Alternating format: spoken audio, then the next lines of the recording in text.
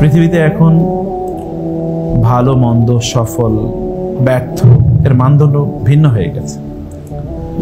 কোন এক সময় সফল বলতে তাকে বলা হতো যিনি ভালো মানুষ ছিলেন, মানুষের জন্য কাজ করতেন। এখন সফলতার সংজ্ঞা ভিন্ন।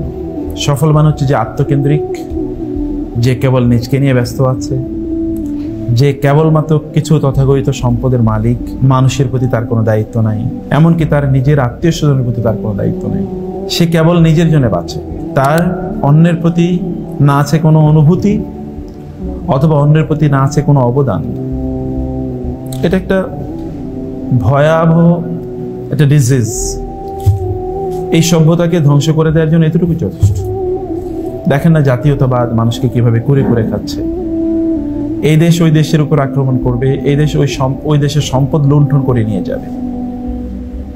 এটা এখন মানুষের চরিত্র হয়ে পড়েছে এবং এটা অধিকার মনে করা হয়। জাহেলি যুগে ঠিক কেমন ছিল? আল্লাহ তাআলা তোমাদের মধ্যে কারো উপর কাউকে দিয়েছেন। দুনিয়ার জীবনে আমরা কাউকে একটু বেশি দিয়েছি, আল্লাহ বলছেন আমি কাউকে বেশি দিয়েছি, কাউকে কম দিয়েছি, যেন মানুষ একজন আরেকজনকে তার কাজে লাগাতে পারে, যেন একটা সুষ্ঠু সমাজ তৈরি হয়, যে সমাজে পরস্পরের প্রতি পরস্পরের দায় আছে, দায়িত্ব আছে এবং একজন আরেকজনের সাথে সম্পৃক্ত। এরা কেবল আত্মকেন্দ্রিক না, ওই জাহেলিয়াতের মতো তারা জীবন যাপন করে না।